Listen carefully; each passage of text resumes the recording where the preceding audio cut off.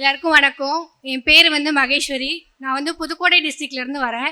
என் ஊர் பேர் பார்த்தீங்கன்னா பங்குனி வயல். ஒரு குக்கிராமம். ஒரு 100 வீடு தான் இருக்கும். அந்த மாதிரி தான் படத்துலலாம் சொல்லுவாங்களா, 8 பட்டி ராசா அந்த மாதிரி சொல்லுவாங்க.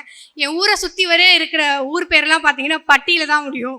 பள்ளத்துப்பட்டி, பால்நாம்பட்டி, காடப்பிள்ளையார்பட்டி அப்படின்னு சொல்லிட்டு என் ஊர்லேயும் சரி, இந்த சுற்றி இருக்க ஊர்லேயும் சரி, இந்த மாதிரி கவர்மெண்ட் எக்ஸாம் எழுதி பாஸ் பண்ணி போயிருக்க ஃபஸ்ட்டு பொண்ணுன்னா நான் தான், வேறு யாருமே கிடையாது. 12th முடிச்சுட்டு அக்ரி கவுன்சிலிங் போனோம். ஆனால் எனக்கு கவர்மெண்ட் காலேஜ் கிடைக்கல, ப்ரைவேட் காலேஜ் தான் கிடச்சிச்சு. சரி வேணாம் அப்படின்னு சொல்லிட்டு நாங்கள் வந்துட்டோம். ஆனால் எனக்கு அக்ரி படிக்கணும்னு ஆசை. அதனால் அப்பா எவ்வளோ கஷ்டப்பட்டனாலும் நான் உன்னை படிக்க வைக்கிறேன் அப்படின்னு சொல்லிட்டு என்னை படிக்க வச்சாங்க. அக்ரி முடிச்சுட்டு அடுத்து என்ன பண்ணுறது அப்படின்னு யோசிக்கிறப்ப சரி டிஎன்பிஎஸ்சி போகலாம் அப்படின்னு சொல்லி நான் முடிவு செஞ்சேன். ஆனால் இன்ஸ்டியூட் போகிறேன் அப்படின்னு சொன்னப்ப எங்களால் ஃபீஸ் கட்ட முடியல. நீ கொஞ்ச நாள் வேலைக்கு போ, அப்புறமே படிக்கலாம் அப்படின்னு சொன்னாங்க வீட்டில். ஆனால் அண்ணன் உனக்கு எங்கே போகணுன்னு உனக்கு முடிவு, நீ ஸ்ட்ராங்காகிடு, டெசிஷன் மேக்கிங்கில் நீ ஸ்ட்ராங்காகிடு, உனக்கு என்ன ஹெல்ப்னாலும் நான் பண்ணுறேன், பார்த்துக்கலாம், இவ்வளோதுக்கு கஷ்டப்பட்டு வந்துட்டோம். ஏன்னா நான் ஃபீஸே எஜுகேஷன் லோன் எடுத்து தான் கட்டினேன். லாஸ்ட்டாக ஃபைனல் இயர் முடிச்சுட்டுமே ஒரு 20,000 நான் பே பண்ணால் தான் எனக்கு சர்டிஃபிகேட் வர மாதிரி இருந்துச்சு. அப்போ தான் அந்த 20,000 நாங்கள் பே பண்ணோம். அதுவுமே ஒரு நகை அடகு வச்சு தான் பே பண்ணியிருந்தோம். இப்போ நீ போகணும் அப்படின்னா பரவாயில்ல, இவ்வளோ நாள் கஷ்டப்பட்டுட்டு இப்போ நீ யோசிச்ச இந்த 20,000 நீ ஒரு 10,000 பே பண்ணி தான் நம்ம ப்ரிலிம்ஸ் எழுதுகிற மாதிரி இருக்குது. இந்த 10,000க்காக நீ யோசிச்சனா இவ்வளோ நாள் கஷ்டப்பட்டு இன்னமும் நீ கஷ்டப்பட்டு தான் இருக்கணும். நம்ம வீட்டில் அடுத்த நிலைமைக்கு நீ போகணுன்னா ஒரு டெசிஷன் ஸ்ட்ராங்காகிடு அப்படின்னு சொல்லிட்டு எனக்கு உறுதுணையாக எங்கள் அண்ணா எப்போவுமே என் பக்கத்தில் இருப்பான். சரி ஓகே நான் போகிறேன் அப்படின்னு சொன்னேன். வீட்டில் இவ்வளோ தூரம் அனுப்புறது, இப்போ எங்கள் ஊர்லேயுமே பார்த்தோன்னா வெளியில் அனுப்பி ஹாஸ்டலில் ஸ்டே பண்ணி இந்த மாதிரி தூத்துக்குடி இந்த அளவுக்கு வரேன்னா நான் மட்டும்தான். எனக்கு முன்னாடி யாருமே போனதில்லை. அதனால் வீட்டில் பொண்ணு அனுப்புறதுங்கிறது ரொம்ப பயந்தாங்க. ஏன்னா சுற்றி வர இருக்கிறவங்களே, நம்ம வீட்டில் இருக்கிறவங்க ஸ்ட்ராங்காக இருந்தாலுமே சுற்றி வர இருக்கிறவங்க பொண்ணை என்ன இவ்வளோ தூரம் அனுப்புகிற அப்படின்னு சொல்லிட்டு அவங்க சொல்கிறத கேட்ட இவங்க பயப்பட ஆரம்பிச்சிட்டாங்க.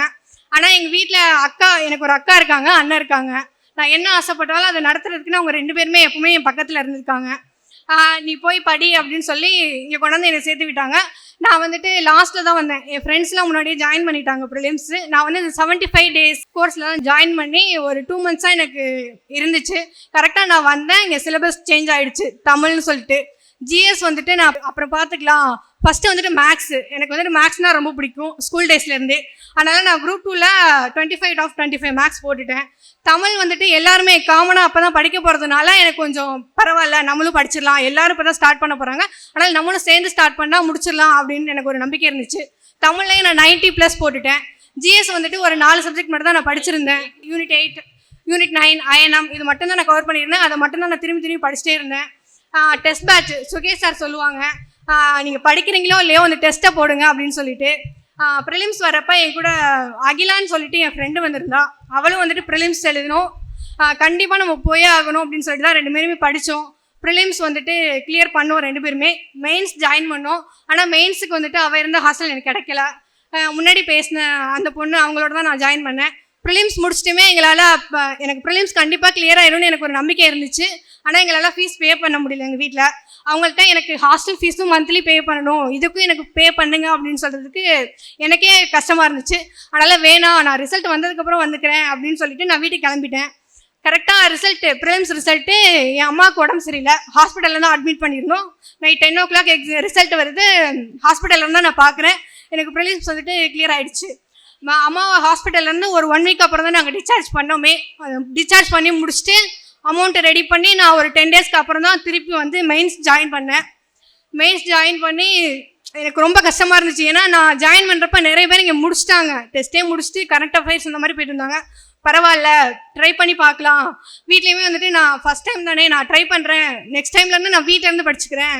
இந்த ஃபஸ்ட் டைம் நான் ப்ரிலிம்ஸ் கிளியர் பண்ணிட்டேன், நெக்ஸ்ட் டைம் நான் கிளியர் பண்ணுவேனான்னு எனக்கு தெரியாது, இந்த தடவை நான் போய் அட்டன் பண்ணி பார்க்குறேன் அப்படின்னு சொல்லிட்டு அட்டன் பண்ணேன். எனக்கு மெயின்ஸும் கிளியர் ஆகிடுச்சு. கிளியர் ஆகிட்டு இப்போ ரெவன்யூ டிபார்ட்மெண்ட் எடுத்திருக்கேன். என் ஓன் டிஸ்ட்ரிக்டில் புதுக்கோட்டையில் தான் எடுத்திருக்கேன். என் ஓன் தாலுக்காலே எனக்கு போஸ்டிங் போட்டிருக்காங்க.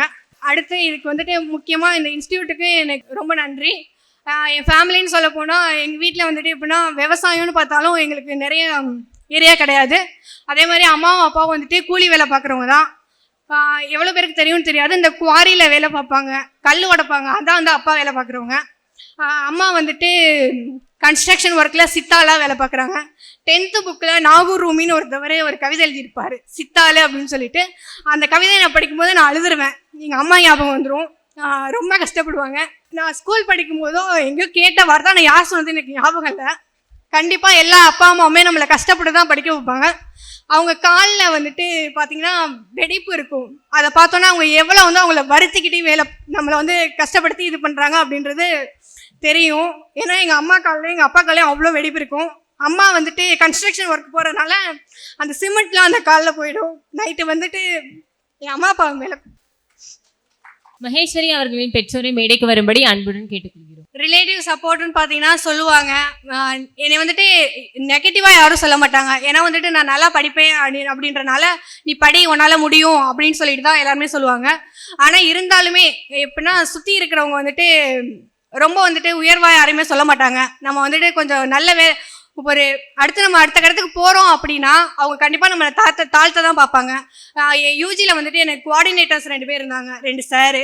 அவங்க வந்துட்டு நான் யூஜி படிக்கிறப்ப ஒரு வாக்கியம் சொன்னாங்க. என்னன்னா வந்துட்டு இப்போ நீ உன்னை சுற்றி வர இருக்கிறவங்க எல்லாரும் உங்களை எதுக்குறாங்கன்னா நீங்கள் வந்து அடுத்த கட்டத்துக்கு மூவ் ஆகுறீங்கன்னு அர்த்தம் அப்படின்னு சொன்னாங்க. ஏன்னா இப்போ கொஞ்ச நாளுக்கு முன்னாடிலாம் ரொம்ப எப்படின்னா வந்துட்டு சுற்றி வர இருக்கிறவங்க ரொம்ப ப்ரெஷர் பண்ண ஆரம்பித்தாங்க. ஒரு கஷ்டமான சூழ்நிலை. அப்போ வந்து நான் யோசிச்சுட்டே இருந்தேன், கண்டிப்பாக நம்ம நெக்ஸ்ட்டு கட்டத்துக்கு ஏதோ மூவ் ஆக போகிறோம், அதான் வந்துட்டு இவ்வளோ கஷ்டம் அப்படின்னு நினச்சிட்டு இருந்தேன். கரெக்டாக அந்த டைமில் எனக்கு ரிசல்ட்டும் வந்துடுச்சு. நான் வந்துட்டு குரூப் 2 கிளியர் பண்ணி எனக்கு குரூப் 2 எனக்கு வேலையும் கிடச்சிருச்சு. இந்த வாய்ப்பை ஏற்படுத்தி கொடுத்த சுரேஷ் அகாடமிக்கு ரொம்ப நன்றி. Suresh IAS Academy.